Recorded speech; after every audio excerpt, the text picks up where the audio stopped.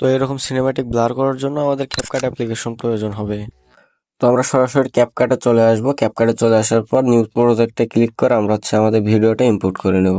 তো আমরা আমাদের ভিডিও ক্লিপটা ইম্পোর্ট করে নিচ্ছি।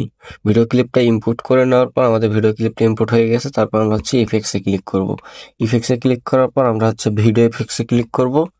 তারপর এখানে লিখবো সার্চ বারে লিখবো আমরা ডাইনামিক ব্লার লিখে। তো আমরা ডাইনামিক ব্লার লিখে সার্চ করার পর এই যে দেখছেন প্রথমে যে ডাইনামিক ব্লার, এটাতে ক্লিক করবেন। এটাতে ক্লিক করার পর আমাদের ভিডিওটা ব্লার হয়ে যাবে। তারপর আমরা টিকমার্ক করে দেবো। টিকমার্ক করে দেওয়ার পর আমাদের ভিডিওটা পুরো ভিডিওতে করে নেবো। টেনে বড় করে দেবো।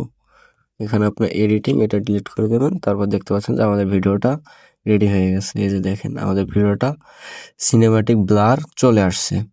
তো আমরা চাইলে এটাকে এখন এক্সপোর্টে ক্লিক করে সেভ করে নিতে পারি।